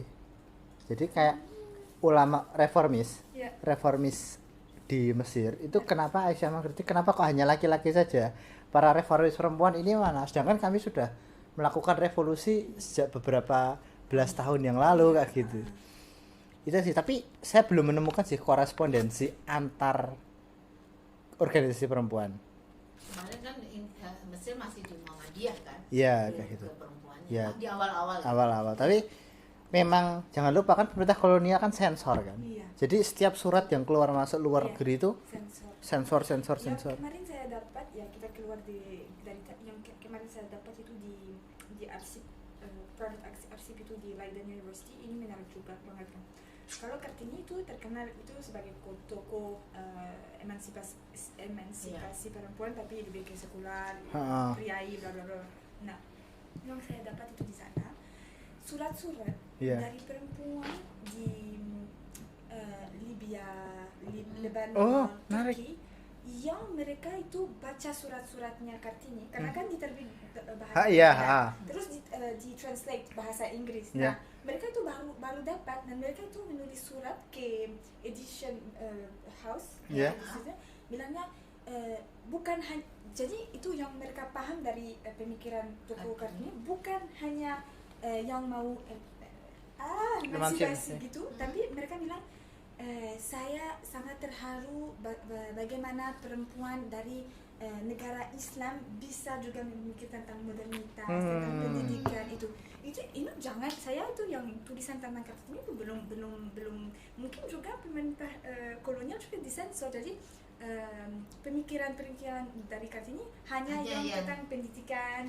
perempuan, adat gitu. Tapi kan Islam juga tahu kan kalau Islam itu disensor juga itu belajar dengan kiai, dia juga memikir tentang kenapa ya perempuan hanya hafal Quran itu word tapi jadi ada, tapi part itu disensor karena tidak sesuai ya dengan pemikiran emansipasi perempuan oleh pemerintah kolonial. Jadi yang saya tertarik itu sejarah itu di belakang itu seru banget. Dapat arsip itu luar biasa ya. Kalau itu kemarin saya itu baca surat, apalagi kalau surat itu dari perempuan, asalnya langsung nangis kan karena sangat kuat di masa itu. Baca ini saya baru, dan itu menjadi inspirasi buat mereka untuk buka sekolah perempuan di negaranya sendiri. Jadi bagaimana ya kita bisa bayangin kalau toko Kartini juga bisa inspirasi perempuan juga di dunia Islam yang lain ya. Dan saya bayangin pasti itu ada korespondensi antara juga toko-toko dari Aisyah dan perempuan dan gerakan mungkin cuma belum ketemu aja. Tapi belum ketemu. Saya yakin sih, soalnya Suara Aisyah itu ditemukan di Singapura. Ya katanya Prof. Karim Al-Junaid ada beberapa Suara Aisyah di Singapura. Ya Singapura kan deket kan kayak gitu. Kan gini, misalnya gini, korespondensi antara Jogja, Muhammadiyah dengan Sumatera Barat itu kan kuat. Sementara dari Sumatera Barat itu keluar itu lebih kuat. Jadi kan Jogja keluar itu kan memang tidak ada cerita hidup. Ya jarang ada cerita. Tetapi Sumatera kita melalui Sumatera Barat keluar itu sangat kuat sekali. Dia punya Minangkabawi di Mekah. Ini kan artinya ada korespondensi, international connection-nya. Ada international connection antara yang di Sumatera Barat dengan di luar. Sementara Jogja itu Muhammadiyah dengan Sumatera Barat itu sangat kuat sekali. Makanya kalau di Muhammadiyah itu ada anekdot begini. Muhammadiyah itu lahir di Jogja, tapi berkembang dari Sumatera Barat. Nah, dan reformasi Islam kan Sumatera Barat itu ada 3M gitu ya. Satu Muslim, satu Minang. Kalau Minang dia pasti Muslim, kalau Muslim dia pasti Muhammadiyah. Itu di sana itu anekdotnya. Jadi memang itu kuat banget. Jadi misalnya kayak Haji Rasul segala macam, kemudian Minangkabawi dan lain sebagainya itu ya ada korespondensi ya. Jadi ya. Tapi antara juga perempuan ada? Perempuan belum tercatat. Belum. Masih didominasi Jawa. Untuk di abad-abad awal. Iya, emang sampai ya emang perempuannya Jawa dulu karena Sumatera kan masih tertutup kan. Itu cuma Rohana itu aja ya. Rohana itu pun independen kan dia. Rohana kan lebih di Jawanya kan, dia yang fight. Iya, betul. Tapi menarik sih. Yang sangat menarik itu menurut saya ada ya bebas, sangat bebas, sangat terbuka untuk awal abad 20, tapi bebas sampai menulis. Iya. Karena kan itu biasanya itu ada peran untuk pidato, terus tapi untuk menulis itu, ya. Artinya itu kalau kan di menulis itu selamanya itu masih ada kan, itu jadi kekuatannya itu besar sekali. Dan suara Aisyah sudah menunjukkan itu. Iya. Terus bisa itu di apa namanya itu yang diterbitkan belum pernah berhenti sampai sekarang. Ya, hampir 1 abad. Hampir 1 abad. 95 tahun. Iya. 95 tahun suara Aisyah. Dan kalau Majlis Tarjih itu di Muhammadiyah mulai tahun berapa? 30-an ya. 30-an. Tapi saya juga baca, saya lupa ya di mana saya baca itu. Kalau saya tidak salah itu awal-awalnya perempuan tidak bisa duduk di Majlis Tarjih, tapi setelah 1 tahun itu baru bisa. Iya. Cuma dalam waktu 1 tahun perempuan sudah boleh duduk di Majlis. Iya, tapi ada diskusi itu kalau boleh nggak boleh. Terus 1 tahun aja udah bisa. Udah, hanya dalam waktu 1 tahun karena apa? Ya perempuan di Aisyah bisa membuktikan mereka bisa punya berbahasa mereka bisa berbahasa Inggris karena yang laki-laki di Tarjih kebanyakan kan dari pesantren murni. Pakai Usman, terus siapa? Mas Mansur, mereka pesantren murni ya, Arab, Melayu, tapi tidak Inggris. Dan perempuan kita belajar di White School, belajar di Neutral School, Standard School. Jadi mereka bisa berbahasa Belanda dan berbahasa Inggris. Dan itu jadi pertimbangan Tarjih akhirnya memasukkan perempuan di kursi. Dan sampai sekarang tradisi itu masih ada. Jadi tadi selalu Majelis Tarjih Muhammadiyah selalu ada anggota perempuannya. Karena Majelis Tarjih itu bagi Muhammadiyah itu yang paling vital. Karena semua hukum itu ada di situ.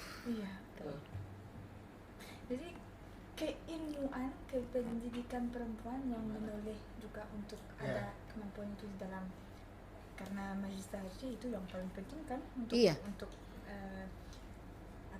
bukan hanya fatwa-fatwa tapi untuk hukum-hukum. Iya, betul, hukum-hukum ya. Dan untuk hidup juga perempuan itu kuncinya di situ. Jadi kalau saya bayangin kalau perempuan bisa duduk di situ, nampaknya untuk perempuan dan hidup perempuan juga. Iya betul, memang apa ya, karena kan Majelis Tarjih itu kan menjadi rujukan. Kita kalau di Muhammadiyah itu yang tidak boleh kita semua keputusan, semua persoalan peribadatan, muamalah dan lain sebagainya itu semuanya harus ada rujukannya dari Majelis Tarjih. Nah, sehingga dia harus apa namanya istilahnya menampung semua kepentingan. Nah, ini yang memang menjadi apa ya, salah satu yang ciri khasnya Muhammadiyah. Dan satu ciri khas Muhammadiyah itu kan memang ijtihad itu. Jadi memang akhirnya kenapa perempuan bisa masuk, ya memang Muhammadiyah itu tidak akan berhenti pada satu titik. Dia pasti akan berubah sesuai dengan ini sudah ditemukan dasarnya, berarti berubah begitu. Itu Muhammadiyah. Wow, banyak sekali nih harus dia. Jangan pusing-pusing. Silahkan mengelaborate. Nanti kalau suatu saat kalau pingin tahu kehidupan yang lebih rinci, nanti bisa dengan ibu saya, karena khusus Nyai ya. Ada beberapa Nyai Dahlan itu adalah satu sosok, dia apa ya istilahnya, bersih, orangnya itu bersihan gitu loh. Jadi orang secara pribadi itu bersih sekali. Kemudian kekuatan silaturahminya luar biasa. Dan itu sebenarnya di Kiai Desa Manyai ya. Saya banyak cerita nih. Kiai Dahlan itu kan kalau misalnya satu hari aja tidak ada orang yang bertamu ke rumahnya, dia pasti akan cari orang di stasiun untuk kemudian diajak mampir ke rumah hanya untuk berdiskusi dan makan. Nah, ketika orang datang ke rumah, dia pasti akan disuguhi apa? Dijamu makan. Nah, terus suatu saat dia mengajak 20 orang nih dari stasiun diajak ke rumah. Waktu itu Nyai Dahlan bilang, Kiai, ini kita nggak punya apa-apa nih, nggak punya lauk, nggak punya apa-apa. Terus tapi ada berambang goreng kan, berambang tahu ya, berambang goreng. Ada, ya sudah makan dengan berambang goreng. Jadi kenapa di keluarganya Kiai Dahlan, Nyai Dahlan itu tidak pernah lupa ada berambang goreng? Karena kalau nggak punya lauk makanlah pakai itu. Luar biasa. Luar biasa. Itu ya memang yang saya itu mimpi ya buat saya, tapi yang bisa sangat tertarik, misalnya ada satu bab itu namanya hagiografi. Jadi mungkin mulai dengan beliau, terus kita mencoba koneksi pengalaman hidupnya ilmuwan ke ibu, terus ibu mungkin bisa cerita ke yang di atas itu, biar seperti genealogi ibu itu bisa membahas dengan ide-idenya pengalaman hidupnya. Kalau kita bisa bikin itu karena memang ya Nyai Dahlan itu kuat di pemikiran, tapi memang beliau itu miskin di literasi. Dalam artian tidak ada tulisan. Jadi tidak ada tulisan pemikiran Nyai Dahlan yang ditulis, nggak ada. Tetapi hampir semua pemikiran Aisyah itu berpangkal dari dia. Itu yang luar biasa, iya. Luar biasa. Jadi sekarang seperti Froebel ya. Froebel itu kan idenya dia, penggeraknya adalah namanya Siti Umniah. Siti Umniah itu adalah kakaknya Simbah saya, gitu ya.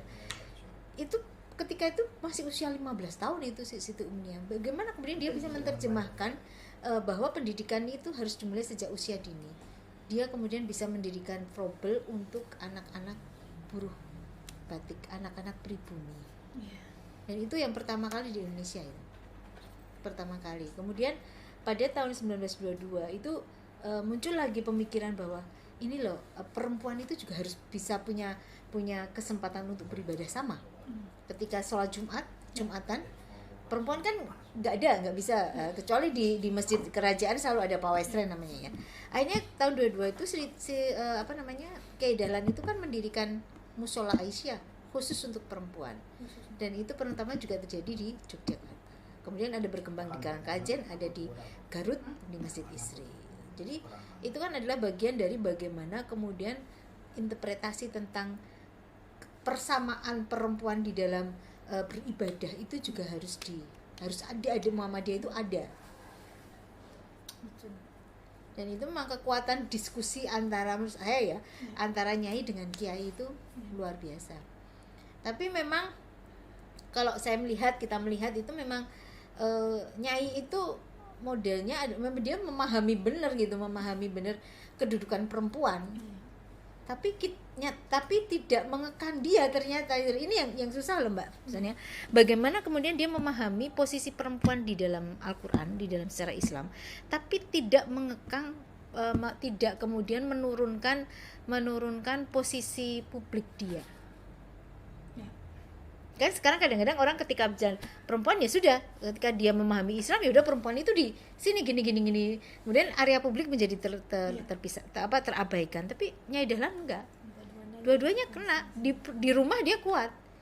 Di rumah dia pribadi yang kuat, bagaimana dia mendidik anak-anaknya secara agama dari sisi agama benar-benar dia pegang. Bagaimana dia itu mengelola bisnisnya sehingga kalau dari sisi ekonomi itu kan sebenarnya kaya Nyai Dahlan. Iya. Kiai Dahlan itu pedagang. Nyai Dahlan itu juragan. Juragan itu pengusaha. Kalau Kiai Dahlan lebih pedagang. Dia gini, Yang memproduksi itu adalah nyai. Kalau kiai itu menjual. Oke.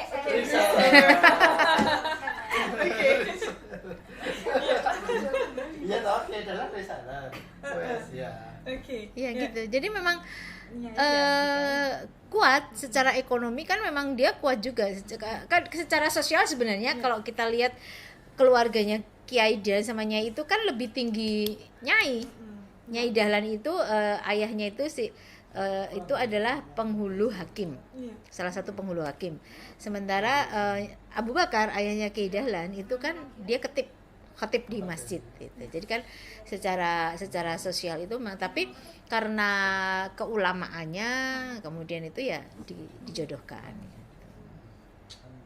Jadi kan masih ada, kalau sekarang yang kita perkirakan sebagai langgarnya tempat Nyai Dahlan belajar itu kan sekarang jadi musola Ar-Rasyad namanya. Dia menjadi musola khusus perempuan di Kauman. Di Kauman itu banyak musola langgar gitu. Dan kita punya kebiasaan ya, itu mungkin terjadi, kalau menurut saya itu terjadi sejak zaman dulu. Kami itu dulu punya kebiasaan ngaji, anak-anak itu ngaji setiap habis maghrib. Kemudian kalau kita mau khatam Al-Quran itu selalu diuji oleh kiai-kiai senior. Jadi kita harus membaca itu di depan kiai senior. Kalau mereka sudah oke, baru kelar. Ya. Jadi model semaan kayak gitu kan ya dikembangkan oleh Nyai Dahlan, Kiai Dahlan untuk Al-Quran, baca Al-Quran. Model itu sampai sekarang? Kalau sekarang sudah tidak terlalu ya. Tahun saya kecil 80, 90 itu masih kuat. Masih kuat.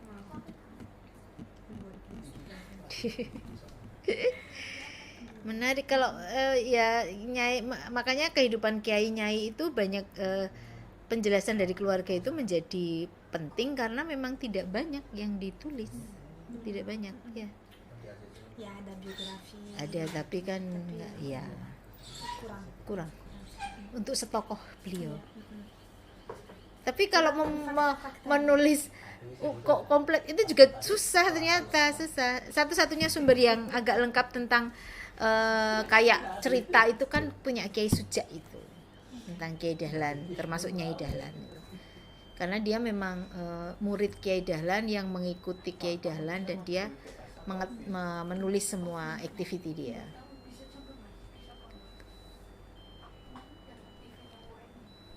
Dan sumber ini di mana? Yang Kiai Suja ada nanti biar di PDF ya.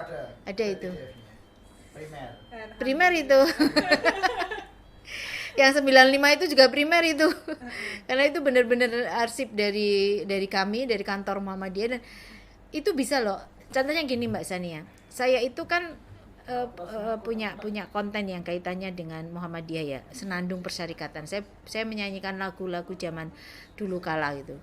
Ketika kita muktamar kongres ke-30 tahun 34 itu dia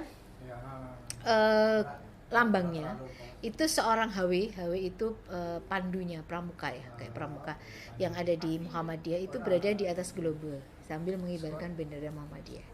Lagunya itu dia bercerita tentang internasional, baik ke dunia, ke seluruh dunia. Dan ternyata setelah saya telusuri buah kongresnya yang tadi hasil keputusannya, ternyata ada bahwa pada waktu itu diamanatkan untuk tahun 34 loh ya, itu diamanatkan Muhammadiyah itu untuk mengurusi pendidikan anak-anak di luar Indonesia. Artinya kan ada nih bahwa ketika Muhammadiyah melakukan sesuatu itu dia selalu ada tematik yang kemudian linier. Nanti di buah kongres itu keputusan tentang Aisyah banyak banget. Banyak. Bagaimana itu? Karena kami itu Majelis Pustaka dan Informasi Mbak Sania. Di sini itu kantornya saya kebetulan wakil ketua Majelis Pustaka dan Informasi pimpinan Ustadz Muhammadiyah. Dulu kita namanya Bahagian Pustaka. Nah, kami ini adalah termasuk pilar pertama di periode pertama. Jadi bagian pustaka itu kan dulu di sini. Makanya orangnya kayak gini wajahnya. Luar biasa ini. Luar biasa. Sebenarnya Samya atau Samya atau Samya. Samya. Aksennya dari bahasa Arab. Arab Samia. Samia. Samia. Perasaan Samia tadi dengernya. Boleh tahu nama lengkapnya? Samia Kotel. Samia Kotel. Tapi kalau nama keluarga itu dari Amazigh kan. Saya itu asli dari Tunisia. Jadi banyak Amazigh di sana. Jadi Afrika Utara. Campur Arab dan Amazigh. Ada yang tersenyum karena ada PCIM-nya. Ya, Tunisia tuh belum ngirim apa-apa. Enggak ada kontak. Muhammadiyah Tunisia. Ada Harusnya ada.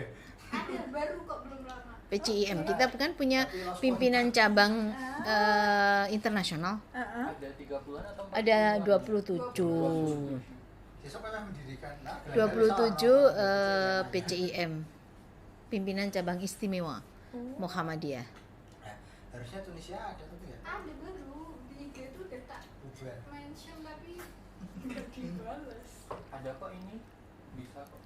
Bisa. Wordnya cuma perlu. Naik apa Samia? Maaf. Naik apa? Naik apa? Tadi naik motor, tapi kayaknya saya akan pulang naik Kerabanja. Kemalaman ini jauh. Nah, motornya? Motornya di depan sini. Nah, Gak terus? apa-apa kalau sini aja malam ini, terus besok pagi dia diambil. Dimasukkan aja. Dimasuk lebih aman ya. Karena itu tadi mama mertua itu kirim, jangan itu pulang malam-malam sendiri ya. Aman Indonesia. Aman. Indonesia. Bilang ke dia nggak boleh. Ini tak kasih tahu. Ini anak ini kecil-kecil gini kalau pulang jam 11 malam. Saya juga biasa, tapi kan Karena dia mama diberi mertua, mertua. jadi Nanti dia kalau bilang, Mama mertua saya biasa saja. aman ya. Kalau balik karena Katanya itu banyak geng, kamu boleh apa-apa itu. oh ya enggak lah. enggak lah di Aman sini. aman. Kalau Jogja itu aman, relatif aman. Kita sampai jam 12 itu masih aman kok. Iya, saya Masih. juga masih aman. Jam 2 kalau ini. Iya memang Haji-haji loh. Oh, aman. aman kok Saya sini. pikir saya juga merasa aman kalau di Jogja. Di Jogja sampai kapan? Kalau Jogja rencananya sampai akhir bulan ini, terus mau ke Jakarta, terus insyaallah rencananya mau ke Sumatera. Oh ke Sumatera. Ya. Ke Sumatera mana? Bukit Tinggi, Padang Panjang dan Aceh. Wah ke insyaallah. Padang Panjang kau harus ke KMM. KMM. Kuliatul Mubalighin.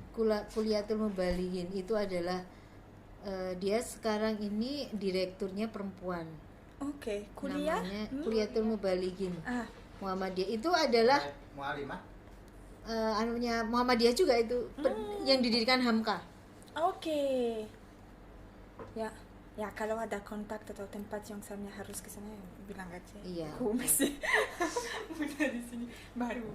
Di Sumatera Barat mau apa? Di Sumatera. Bisa yang saya itu kan karena juga saya sangat tertarik tentang ya toko seperti Rahmadunusian, Oh, ya, Rahmadunusian, ya. Sekolah Dinia, ya itu Rasuna Said banyak kan. Iya. Saya mau juga Coba nanti kalau sampai ke Padang Panjang kontak sama Derliana, nanti aku kasih. Namanya Derliana. Derliana. Iya, dia adalah pimpinan di sana. Padang Panjang. Ya. Di KMM. Di KMM juga. Iya. Oke. Dia baru saja dapat doktor. Kalau KMM itu untuk khusus perempuan? Enggak. Dua-duanya. Dua-duanya. Lebih Tapi di sana ada yang khusus perempuan ya? Di Padang Panjang itu yang di KMM Putra-putri kan? Iya, iya. Putra-putri. Tapi Kuliatul Mubalighin itu malah ulama. Memang itu ulama. Okay. Produk ulama. Produk ulama dia. Kalau di Jogja ada PUTM, pendidikan ya, ulama. ini juga ada rencana mau ke sana. Nah, itu perempuan masuk PUTM itu dari tahun 80. Ini udah dari lama, tapi memang baru di iya. Official itu tahun 80-an ya. Hari ini pun malah makin kesini makin banyak PUTM. Oke. Ya. Ya, PUTM. Kalau ke saya belum pernah ke Sumatera. Itu pertama kali mau ke. Biasanya ya Di sana nggak bisa pakai motor kalau antar daerah. Karena jalannya mengerikan. Ya, Pegunungan. Ya udah naik. Grab. Apa ada sudah ada Grab? Ada. Pembangunan tidak merata di Indonesia. Indonesia pembangunan tidak merata. Tidak semua seperti Jogja. Jogja terlalu enak ya. Iya. Iya, Jogja terlalu enak nyaman. Jawa sih, Jawa itu mau. Lebih Jogja itu paling enak. Insyaallah. Ya nanti kontakkan aja lah, saya kirimin sumber primer. Nanti kalau butuh bisa bantu publikasi yang saya minta bimbingan buat bantu publikasi. Boleh sangat boleh ya, insya Allah ya. Kalau saya kesini juga kalau mau sharing tanya apa itu kita bisa saling membantu lah. Kalau